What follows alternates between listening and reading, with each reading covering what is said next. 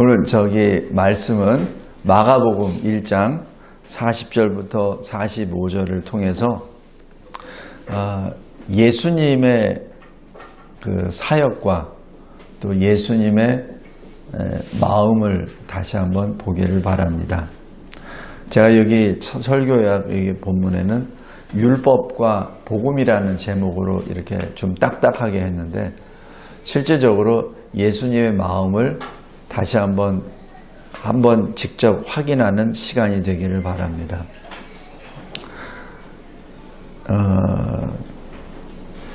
율법은 하나님이 주시는 하나님의 말씀이죠. 하나님의 백성에게 지키라라고 주신 그 율법이죠. 근데 율법이 불완전한 것이 아니라 율법은 완전한 것이죠. 근데 문제는 우리가 문제죠. 그 율법을 제대로 지키지 못하니까 문제가 거기에 나타나죠. 그래서 결론적으로 그 말씀이 우리가 순종하지 못하니까 그 말씀이 직접 오신 것이죠. 그분이 예수님이십니다. 그러니까 그 말씀이 우리에게 형상화되는 것이 예수님이세요. 우리 로마서 3장 잠깐 보시기 바랍니다.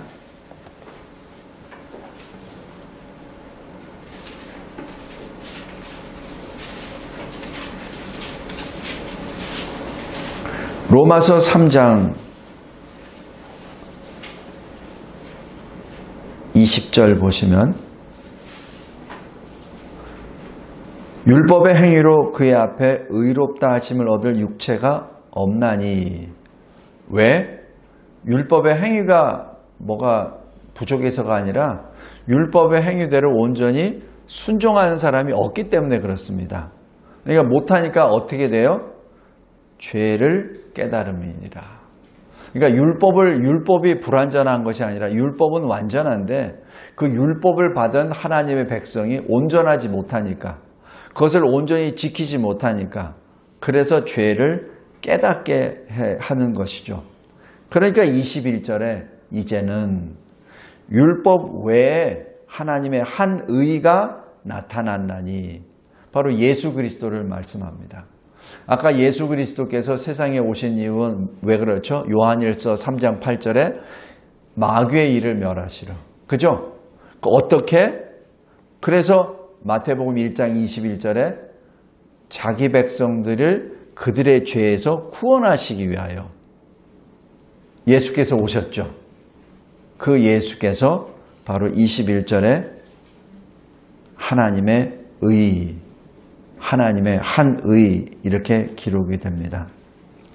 그래서 24절에 보면 그리스도 예수 안에 있는 속량으로 말미암아, 그러니까 우리가 죄 사함을 받는 그 속량은 어디에 있다고요?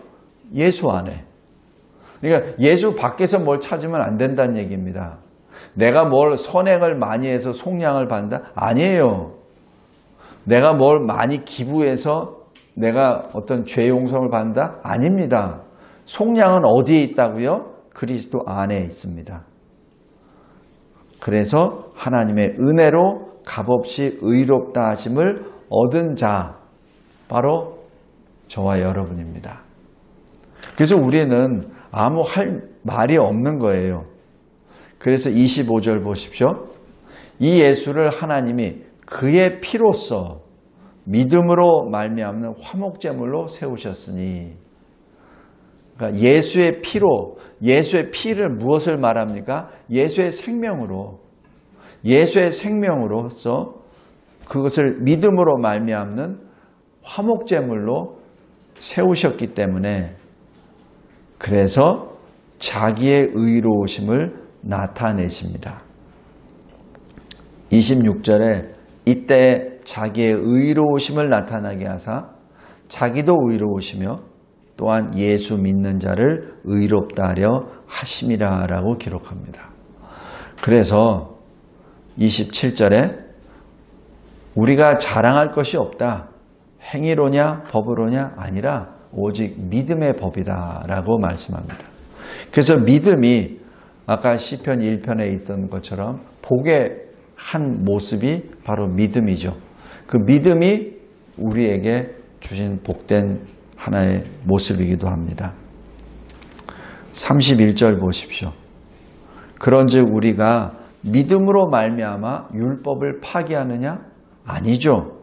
율법은 파기되는 게 아니죠. 그건 완전한 것인데, 하나님의 말씀인데, 그럴 수 없느니라. 오히려 율법을 굳게 세우느니라. 율법이 뭐가 모자라서 굳게 세운다는 것이 아니라 우리가 믿음으로 말미암아 율법으로 더 가까이 나아가서 율법이 율법되게 한다는 얘기죠. 바로 하나님 말씀이 말씀되게 한다는 얘기죠.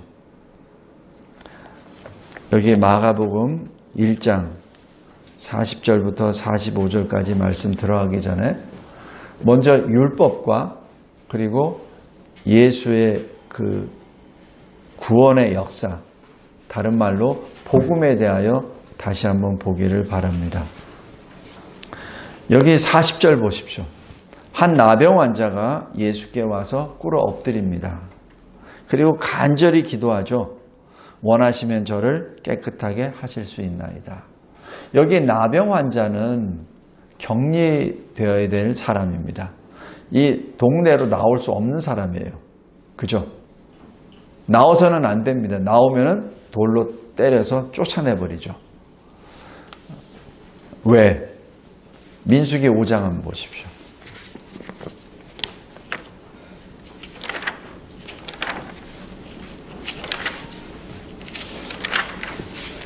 민수기 5장 1절에 여호와께서 모세에게 말씀하여 이르시되, 이게 뭐예요? 하나님의 말씀, 하나님의 율법입니다. 2절에 이스라엘 자손에게 명령하여 모든 나병 환자, 유출증이 있는 자, 죽음으로 부정하게 된 자를 다 진영 밖으로 내보내라. 이게 율법입니다. 그러니까 하나님이 명령하신 내용이에요. 나병, 유출증, 죽음을 다시 시체로 인하여 시체를 만져서 부정하게 된 자. 3절 남녀를 막론하고 다 진영 밖으로 내보내라. 더럽히지 않게 하라. 왜냐하면 내가 하나님이 그 진영 가운데 거하느니라.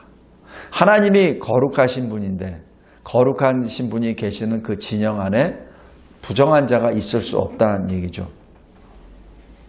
성도 여러분, 이것이 율법입니다.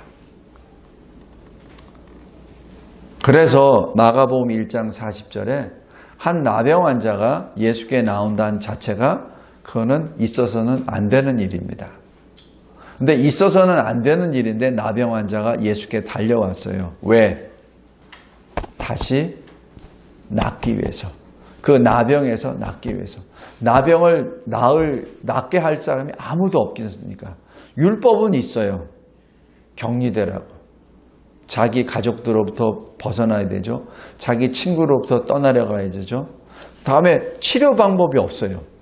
그러니까 생명을 걸고 예수께 달려온 것이죠. 예수님이 나병 환자들이 머무는 곳에 갔나요? 아니에요. 그냥 갈릴리의 어느 한 동네에 있었죠. 그런데 이 나병 환자가 자기 생명을 걸고 달려온 겁니다. 여기서 나병 환자의 신앙을 봅니다. 아직 이 나병 환자는 예수님을 온전히 믿지 못하고 있어요.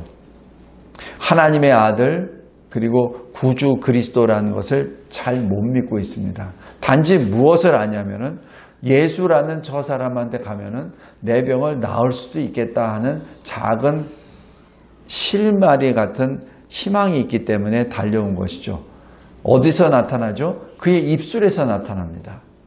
원하시면.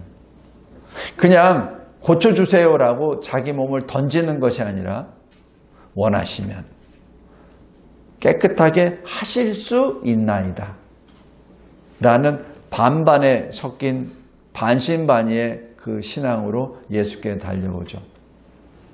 41절 예수께서는 이것을 보시고 너는 아직 나를 모르느냐?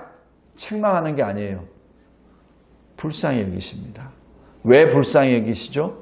그 나병 자체에 대하여, 나병 걸렸다는 자체에 대하여 불쌍히 여기신 것도 있지만 동시에 아직 믿음이 아직 견고하게 세워지지 않았다는 것에 대하여 또 불쌍히 여기십니다. 두 가지예요. 아직 믿음이 온전치 못한 것에 대하여. 이때 주님이 어떻게 하시냐면은 손을 대십니다. 아까 여기 민수기 5장에서 나병 환자는 격리 조치되어 있죠. 왜? 손대지 말라고. 손대면 또 너도 부정하게 되니까. 근데 여기 예수님은 그러지 않죠. 손을 내밀어서 그 나병 환자에게 손을 대십니다. 율법에 의하면 예수님이 부정한 자로 예수님도 격리 조치돼야 됩니다. 그죠? 근데 여기서는 반대죠. 나병 환자가 깨끗함을 받습니다. 이게 복음입니다. 율법과 복음의 차이가 여기에 있습니다. 율법은 내가 죄인임을 깨닫게 하죠. 그러나 복음에서는 그 현장에서 구원을 받게 됩니다. 그것이 율법과 복음의 큰 차이입니다. 근데 어떻게 그럴 수 있죠? 그 말씀이 직접 오셨기 때문에. 하나님이 직접 오셨기 때문에. 그래서 하나님께 그 예수께 믿음으로 나아가면 받게 되는 것이 치유하며 정결함입니다. 우리는 지금 복음의 시대에 살고 있어요. 율법의 시대에 사는 것이 아니라 복음의 시대에 살고 있습니다. 과거 율법의 시대에서는 이 제물을 갖다가 피를 뿌리고 번제를 드리고 해야 되는 그런 의식 행사가 있어요. 그런데 우리는 지금 현재는 그런 의식이 아니라 오직 믿음으로 구원을 받습니다. 복음의 시대입니다. 그런데 여기 43절에 예수께서 엄히 경고하십니다. 낳았는데 보냈는데 경고하십니다. 어떤 경고냐면은 44절에 아무에게도 아무 말도 하지 말라. 가서 내 몸을 제사장에게 보이라. 내가 깨끗하게 되었으니 모세가 명한 것을 드려 그들에게 입증하라. 이게 좀 이상하잖아요. 낳았으면은 당연히 그 낳은 것을 자랑해야 되는데 지금 예수님께서는 하지 말란 얘기입니다. 하지 말고 율법대로 네가 입증하라라는 말씀하죠. 성도 여러분, 여기서 우리가 하나님의 말씀에 대하여 어떠한 마음으로 말씀을 받아야 되는지 분명하게 해야 됩니다. 여기 이 나병 환자였던 사람이 분명히 깨끗함을 받았습니다. 근데 여기 생략된 게 있어요. 뭐가 없죠? 예수 앞에 감사 예배 드리는 게 없어요. 이 요한복음 9장에 보면은 날 때부터 소경된 자가 치유함을 받고 난 다음에 그 다음에 출교를 당합니다. 그리고 예수를 만나요. 그때 그 사람이 가장 먼저 한 것은 하나님 앞에, 예수님 앞에 예배드린 겁니다. 근데 여기 오늘 본문 이 나병 환자는 예수님께 감사도 하지도 않고 예배도 드리지도 않고 그냥 떠나죠. 우리 한번 요한복음 한번 보세요. 요한복음 9장.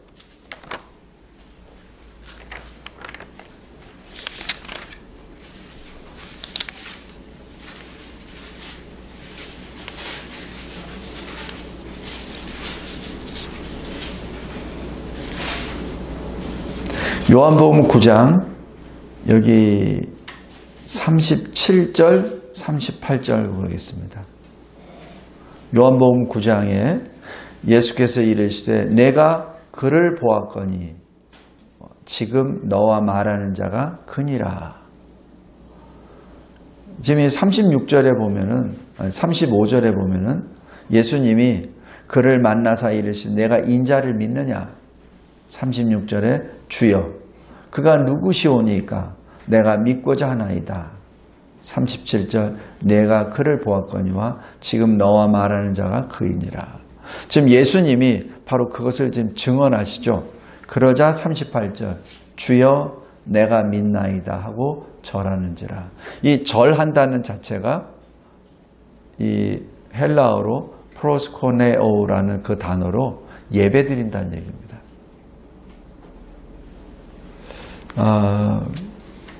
지금 여기 이 사복음서에 보면은 예수님으로부터 치유함을 받고 그 받은 즉각적인 반응이 두 가지 반응이 있어요.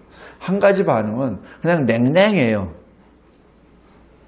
감사도 안 하고 그냥 오늘 나병 환자처럼 그냥 가버려요. 또 하나는 철저하게 하나님 앞에 엎드려 절하며 예배드립니다. 딱 두 가지 반응이에요. 우리도 마찬가지예요. 우리가 하나님의 말씀을 받을 때도 그냥 받고 냉랭하게 그랬었대 라고 반응하는 부류가 있고, 또 한 부류는 거기에 대해서 엄청난 감사를 느끼며 하나님 앞에 엎드립니다. 성도 여러분, 어느 쪽입니까? 여러분은 어느 쪽입니까? 그냥 말씀 받고 그냥 냉랭하게 2000년 전에 그런 일이 있었대 라고 그렇게 그냥 해버립니까? 아니면은 그 말씀을 통하여 내 인생을, 내 삶을 조명해보고 내가 하나님 앞에, 주님 앞에 엎드려 진정으로 이 소경되었던 자가 눈을 다시 시력을 회복되는 것처럼 감사 기도하는지, 예배 드리는지, 그걸 다시 한번 묵상하기 바랍니다. 오늘 여기 나병 환자는 주님 앞에 감사하지도 않고 주님께 절도 하지 않고 예배도 드리지 않습니다. 경배하지도 않아요. 그냥 예수님이 내보낸다 라고만 표현합니다. 그러니까 가요. 그때 예수님이 엄히 경고하십니다. 전하지 마. 전하지 말라는 이 얘기는 여러 가지 의미가 있습니다. 첫 번째, 왜 전하지 말라고 하냐면은 만약에 네가 그냥 그 상태에 가서 네가 느끼고 있는 것을 그냥 전하게 되면 예수님을 무슨 이상한 마술사로 전해버립니다. 믿음 없이 받아들였을 때, 믿음 없이 주님으로부터 은혜를 받았고 그 믿음이 없는 상태에서 전하게 되면은 이렇게 전하겠죠. 예수라는 사람한테 가봐. 그럼 나병도 바뀌어져. 너 어디 아파? 빨리 가봐.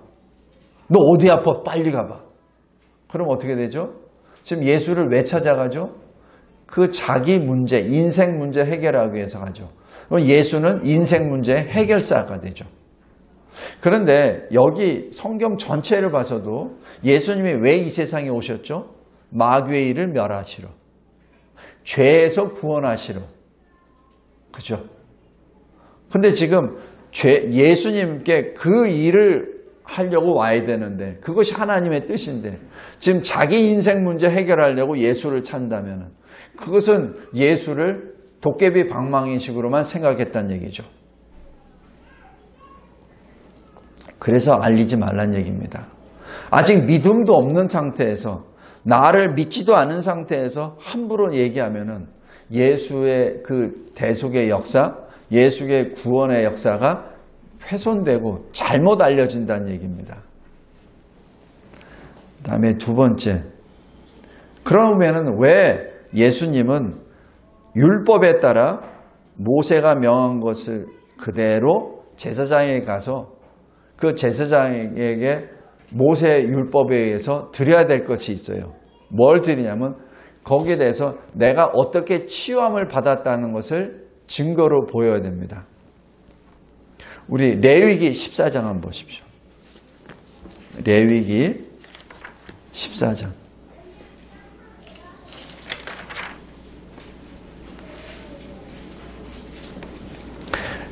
레위기 14장 구약성경 166페이지입니다.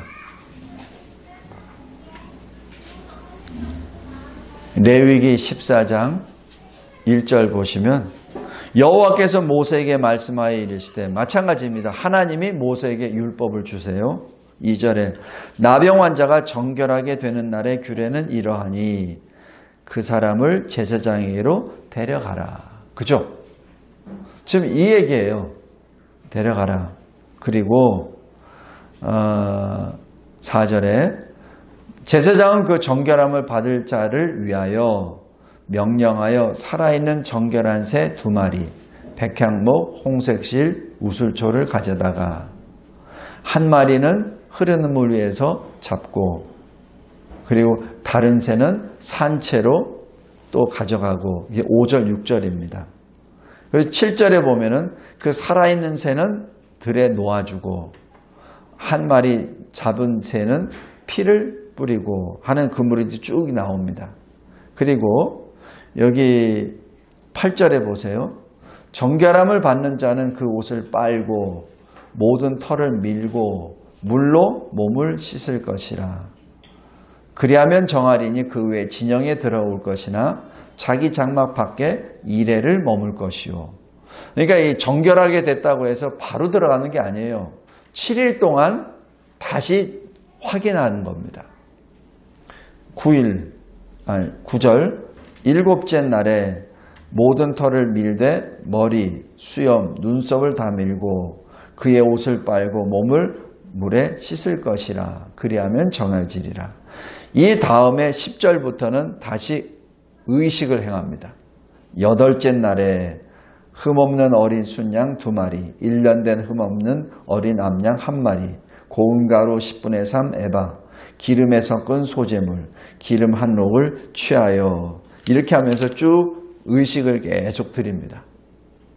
그것이 여기 32절까지 계속됩니다.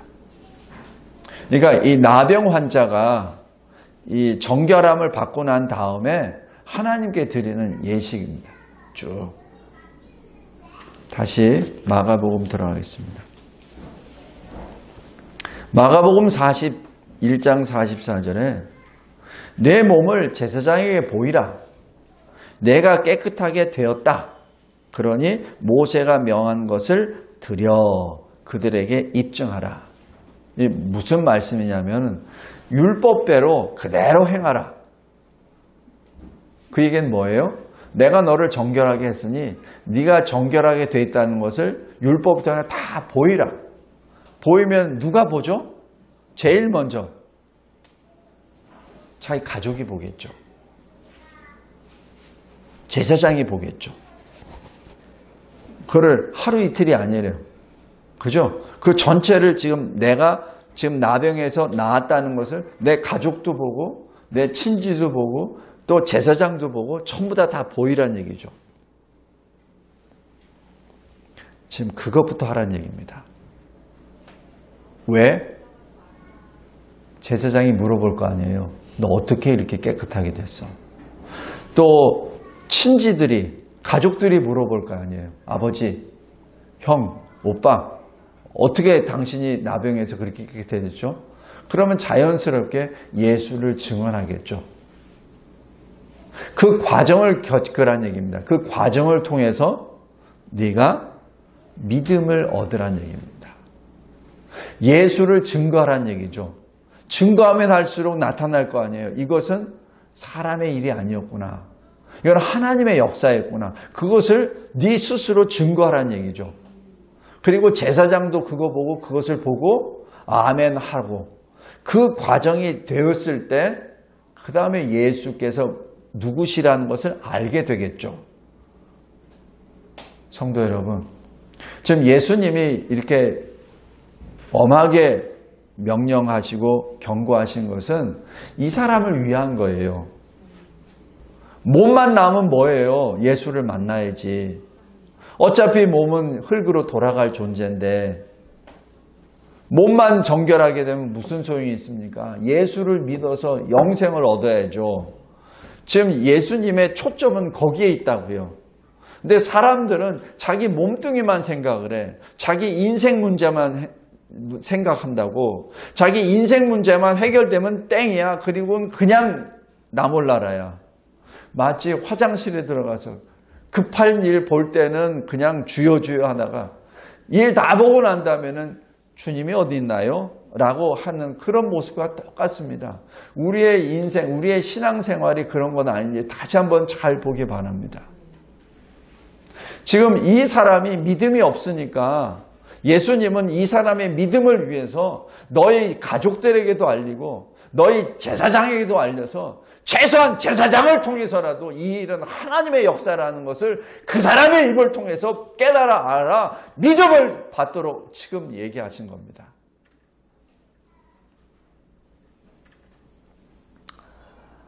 성도 여러분, 이것이 예수의 마음입니다. 이게 복음입니다. 복음은 싸구려가 아니에요. 우리가 피를 흘리지 않고 이렇게 긴 의식을 하지 않고 예수를 믿게 되고 또 천국 소망을 갖게 된다고 해서 복음이 싸구려라고 생각하지 마십시오. 복음은 예수의 생명입니다. 예수의 생명으로 우리를 사신 거예요. 복음은 싸구려가 아닙니다. 복음은 하나님의 생명입니다.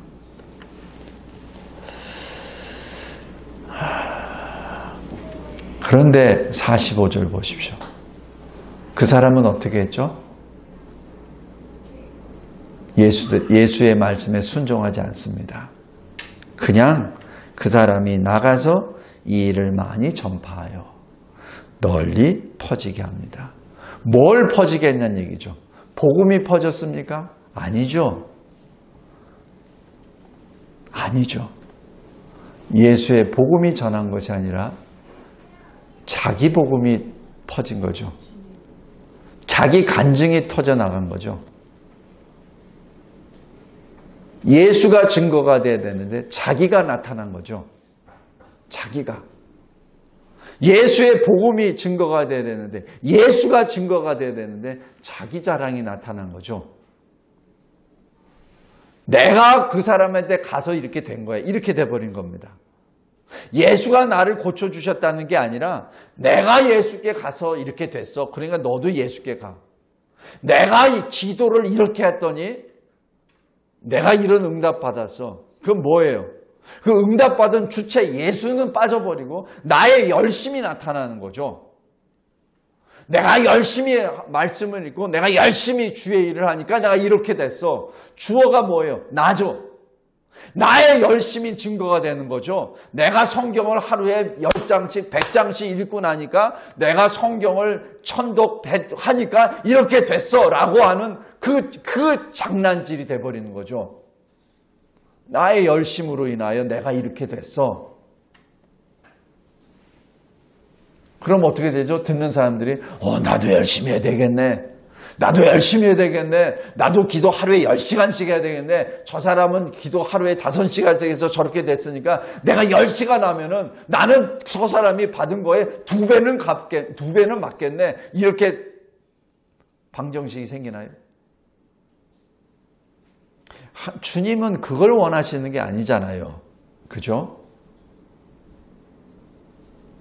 우리가 이 시대에 착자고 우리가 잘못된 해석과 잘못된 적용으로 내가 착자고 하나님보다 더 높아지려고 합니다. 주님은 뭐라고 하셨어요? 율법대로 행해. 근데 이 사람은 뭐예요? 아니, 내가 정결하게 됐는데 내가 더 이상 왜 율법에 매여? 내가 당신을 통해서 내가 정결함을 받는 건 내가 좋긴 좋은데 그러니까 나는 더 이상 당신의 말을 들을 필요가 없지. 내가 깨끗함을 받았는데 왜 당신한테 또 엎드려 비굴하게 해? 필요 없지. 내가 내대로 하면 되지. 이게 뭐예요? 자기 소견에 오른 대로.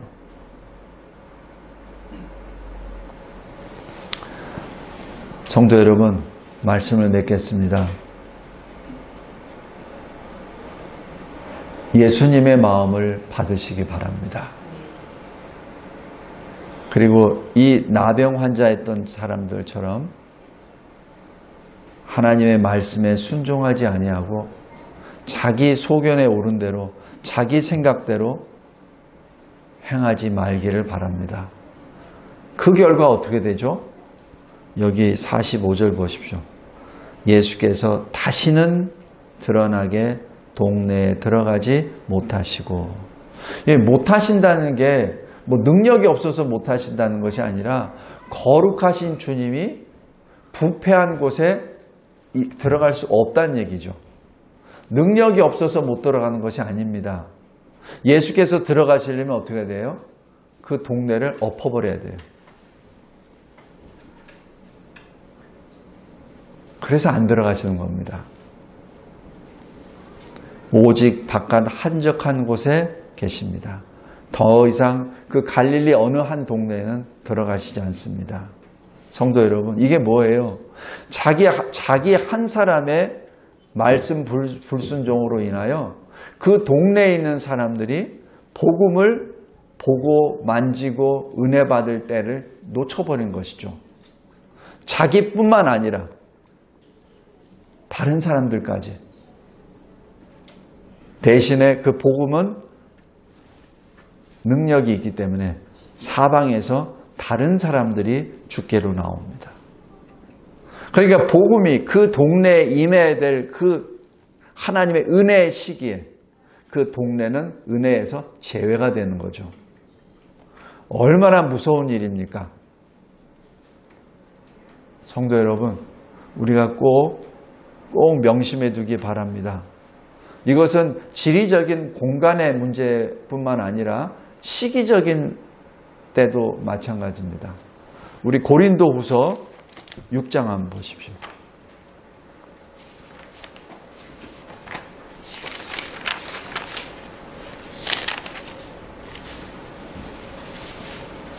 고린도후서 6장 1절 2절입니다.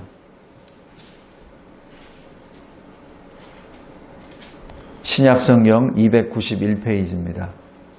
우리가 하나님과 함께 일하는 자로서 너희를 권하노니 하나님의 은혜를 헛되이 받지 말라. 하나님의 은혜를 헛되이 받지 말라. 이르시되 내가 은혜 베풀 때 너에게 듣고 구원의 날에 너를 도왔다 하셨으니 보라 지금은 은혜 받을 만한 때요 보라 지금은 구원의 날이로다. 지금이 구원을 받을 때입니다. 이 때를 놓치지 말기 바랍니다. 하나님의 은혜를 받았습니까?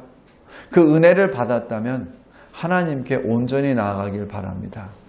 여기 나병 환자처럼 자기가 실컷 은혜 받아놓고 구원 받아놓고 엉뚱하게 하나님의 말씀과는 상관없이 행함으로 인하여 자기뿐만 아니라 자기와 속한 그곳 사람들, 자기가 속한 그 시대 사람들까지도 그 은혜를 받지 못하게끔 하는 어리석은 일을 해서는 안 됩니다.